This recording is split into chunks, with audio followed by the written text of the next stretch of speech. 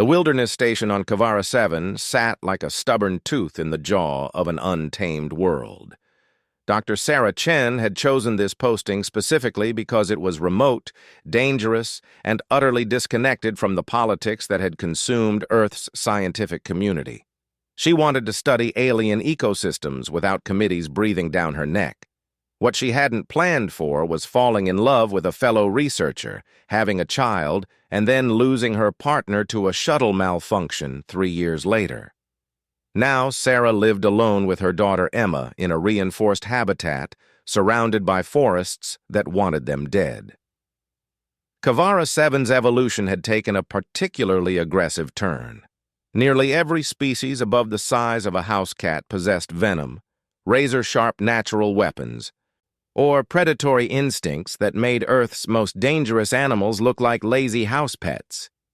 The colonial authority had classified the planet as unsuitable for settlement, but research stations were permitted if they followed strict safety protocols. Sarah followed those protocols religiously, especially after becoming a single parent. Emma was 5 years old now, curious and fearless in the way children often are before the world teaches them caution. The girl had been born on Kavara 7 and knew no other home. She spoke of the crimson forests and bioluminescent streams with the casual familiarity other children reserved for playgrounds and shopping centers. The honey badger arrived on a supply transport 6 months after Emma's father died. Sarah had ordered it through a wildlife rehabilitation program, thinking a earth animal might provide companionship for Emma, and perhaps remind them both of humanity's homeworld. The creature came with documentation declaring it healthy, vaccinated, and temperamentally suitable for family environments. Sarah had laughed at that last part. Honey badgers were famous for their aggressive fearlessness, but the rehabilitation center assured her this particular animal had been raised around humans and showed unusual social bonding behaviors. They named him Striker, though Emma quickly shortened it to Strike. The honey badger was smaller than Sarah expected, barely reaching Emma's knees, but it moved with coiled intensity that suggested compressed violence ready to spring loose at any moment. Its fur was the classic pattern, black body with a silvery gray stripe running from head to tail. Its eyes were dark and clever, tracking movements with unsettling intelligence. For the first week, Strike ignored both humans completely. He explored every centimeter of the habitat, testing doors, investigating supply closets, and marking territory with scent glands. Sarah watched nervously, wondering if she had made a terrible mistake.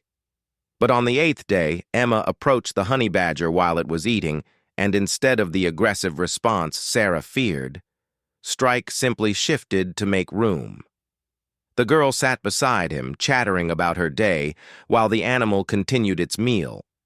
From that moment forward, they were inseparable. The bond that formed between Emma and Strike defied Sarah's understanding. The honey badger followed the girl everywhere, sleeping outside her bedroom door, waiting patiently while she completed her lessons, and playing with surprising gentleness when Emma wanted to roughhouse. Yet Sarah noticed something else. Strike was always positioned between Emma and the habitat's external doors, always watching the sealed windows that looked out onto the alien forest, always alert. 3 months after Strike's arrival, the first incident occurred. Sarah was in her lab analyzing soil samples when she heard Emma's scream. She sprinted toward the habitat's common area, medical kit in hand, mind racing through terrible possibilities. What she found stopped her cold. A breach alarm was shrieking. One of the environmental seals had failed on an exterior door, and a Keveran razor wing had entered the habitat. The creature was roughly the size of a turkey, but infinitely more lethal, with serrated bone ridges along its wings and a beak designed for tearing flesh.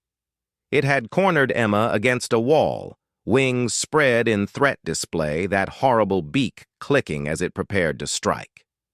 Strike stood between them. The honey badger had made himself as large as possible, Fur bristled, emitting a sound Sarah had never heard before, a rattling growl that seemed to vibrate through the floor. The razor wing was 3 times Strike's size and armed with natural weapons that could disembowel a human in seconds. It should have ignored the small mammal. Instead, it hesitated. That hesitation was fatal. Strike launched himself at the alien predator with shocking speed. What followed was brutal and efficient. The honey badger knew exactly where to bite, how to twist, when to release and strike again. His loose skin meant the razor wing's talons couldn't find purchase. His powerful jaws crunched through the alien's hollow bones. The entire fight lasted less than 30 seconds and ended with the razor wing thrashing its last on the habitat floor while Strike stood over it, bloodied but unbowed, still positioned between the corpse and Emma. Sarah sealed the breach, disposed of the body, and treated Strike's minor wounds while her hands shook. The honey badger accepted her ministrations calmly, though his eyes never left Emma. The girl was traumatized but unhurt, physically at least. That night, Sarah held her daughter while Emma cried, and Strike lay at the foot of the bed, a small, fierce guardian who had proven himself in the oldest way possible. The incident should have been isolated. Breaches were rare, and Sarah immediately upgraded all the habitat's seals. But Kavara 7 had other ideas. 2 weeks later, something tried to dig under the habitat's foundation during the night. Sarah woke to Strike's warning growls and found the honey badger scratching frantically at the floor near Emma's room. She activated the ground-penetrating sensors and discovered a tunneling moltus scale. A snake-like predator with crystalline scales and paralyzing venom had excavated its way to within inches of breaking through. Sarah flooded the tunnel with emergency foam that hardened into an impermeable barrier, but the message was clear. Emma's scent or bioelectric signature or something about her presence was attracting Kavara 7's predators. Perhaps it was because she had been born here, her biology bearing traces of the local environment that marked her as prey. Or perhaps the planet's aggressive fauna simply recognized vulnerable young, regardless of species. Either way, they were being hunted.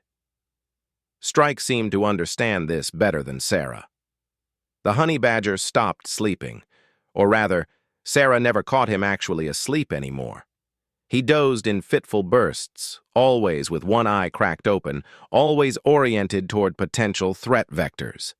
He began patrolling the habitat's perimeter at seemingly random intervals that Sarah eventually realized corresponded to when Keveran predators were most active. He had somehow learned the rhythms of an alien ecosystem and appointed himself Emma's primary defense. Sarah increased security measures. She installed additional sensors, reinforced weak points, and even requisitioned a protective drone that could patrol the habitat's exterior. But she couldn't shake the feeling that Strike's constant vigilance was the only thing keeping her daughter alive. The honey badger had killed 3 more Keveran creatures in as many weeks, each time positioning himself between Emma and danger, each time emerging victorious, despite facing animals that evolution had specifically designed for killing. The Colonial Authority contacted her after she filed the 4th incident report. A stern-faced administrator informed her that her research station was experiencing an unacceptable frequency of security events, and perhaps she should consider relocating to a more protected facility, or better yet, returning to Earth until Emma was older. Sarah felt her jaw tighten. Run away from her research, abandon her partner's memory on this world, uproot Emma from the only home she had ever known. She declined as politely as she could manage. That night, she sat with Strike on the habitat's observation deck, watching Kavara 7's twin moons rise over the crimson forest. The honey badger was grooming himself, occasionally pausing to scan the tree line with those dark, intelligent eyes. Emma was safely asleep inside, monitored by every sensor Sarah possessed. "You know what's out there, don't you?" Sarah said quietly. Strike's ear twitched, but he didn't look at her. "You know this place wants to hurt her, and you've decided that won't happen." I don't know if you can understand me, but thank you. Thank you for protecting my daughter." The honey badger yawned, displaying impressive teeth, then returned to grooming. But Sarah could have sworn she saw something in his expression, some flicker of acknowledgement. Or perhaps she was simply projecting human emotions onto an animal. It didn't matter. Strike had proven himself through actions, not expressions. The real test came during the storm season. Kavaran weather was violent and unpredictable, with electrical storms that could turn day into apocalyptic twilight.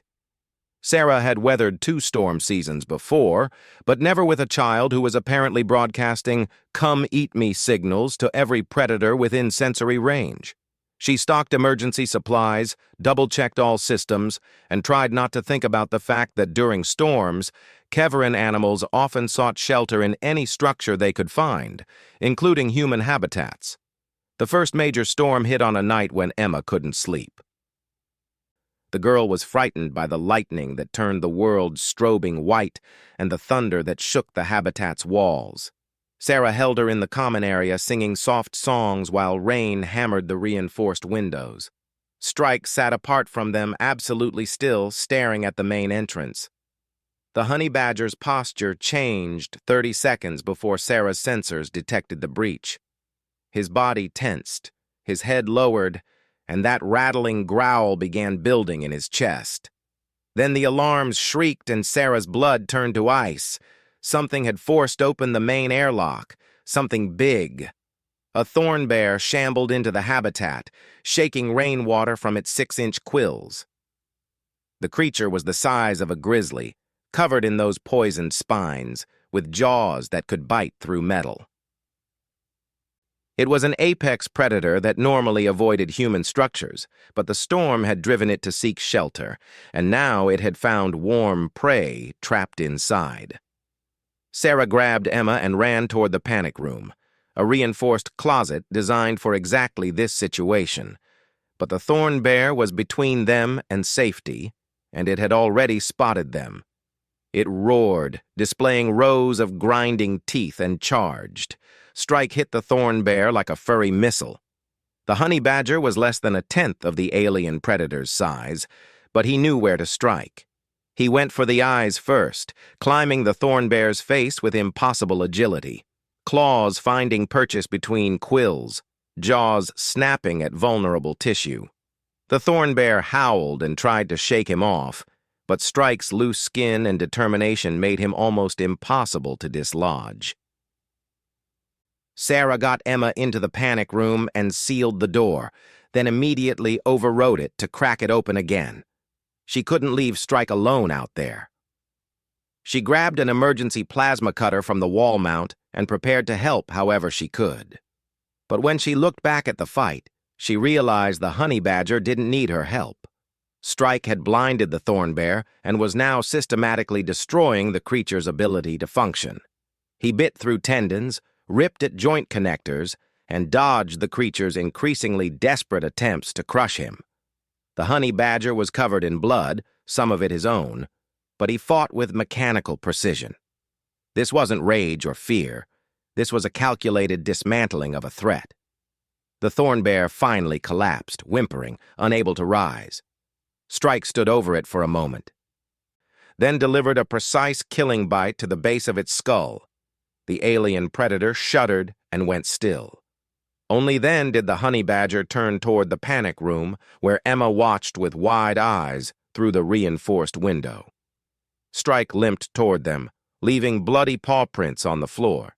His fur was matted with gore, and several quills protruded from his shoulders and flanks. But his eyes were clear and focused on Emma, checking that she was safe, confirming his purpose had been fulfilled. Sarah opened the panic room and dropped to her knees beside the wounded animal. Strike allowed her to examine him, though he never took his eyes off Emma. The quills had to be removed carefully since they carried venom in their hollow cores. Sarah worked with steady hands despite her racing heart, extracting each spine and treating the wounds with broad-spectrum anti-venin and cellular regenerators. The honey badger bore the treatment stoically, occasionally licking Emma's hand when the girl reached through to comfort him. The thorn bear's corpse lay in the middle of the habitat, a testament to what should have been impossible. A 20-pound earth mammal had killed a predator, evolved on a death world, a creature that colonial security teams hunted with military-grade weapons. Strike had done it alone, armed with nothing but teeth, claws, and absolute determination. After that night, Sarah stopped questioning whether they should leave. Strike had decided they were staying, and Emma needed her guardian. The honey badger had claimed this place as his territory, and Emma as his charge. No beast dared strike, not while he kept watch. And Sarah understood something profound about her daughter's strange protector. Honey badgers didn't know how to surrender. They didn't understand retreat. When they decided something was worth protecting, they would fight anything, regardless of size or odds or common sense.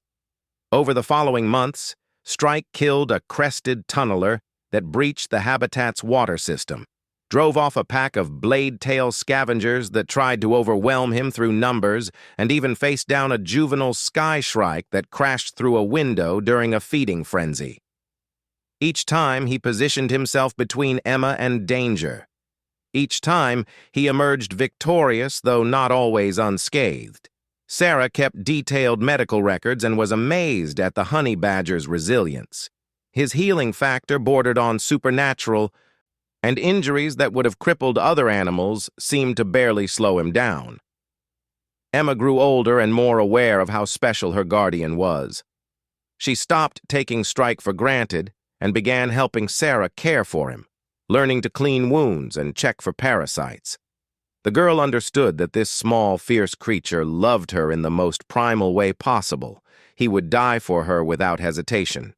And that knowledge shaped Emma into someone careful with the trust others placed in her, someone who understood that protection was the highest form of love. Sarah's research flourished as well, ironically because Strike's protection allowed her to focus without the constant terror of losing her daughter. She published breakthrough studies on Kevaran ecology and became a recognized expert on death world ecosystems. Other researchers visited, saw the honey badger standing guard, and understood that some bonds transcended species and logic. Years passed, and Emma grew into a young woman who walked Kavara 7's wilderness with more confidence than colonists who had lived on safer worlds their entire lives. Strike walked beside her, older now, with scars marking his gray-striped fur like medals of survival. The predators that once tested the habitat's defenses had learned to avoid the place where the small, fierce guardian kept watch. Some lessons, it seemed, could be passed down through instinct or perhaps collective memory. No beast dared strike, not while the honey badger guarded its human child. And in the crimson forests of Kavara 7, that fearless guardian became legend, the earth animal who claimed a death world as his territory and never surrendered a single inch of it. Strike had found his purpose in an alien wilderness, and that purpose was simple: protect Emma. Everything else was just details. The wilderness station stood strong, a human foothold on an impossible world, defended not by advanced technology or military might, but by 20 pounds of muscle, fury, and absolute devotion wrapped in a gray-striped hide. And that, Sarah often thought, was the most human story of all, finding family in unexpected places and defending it against anything the universe could throw at you. Strike would have it no other way.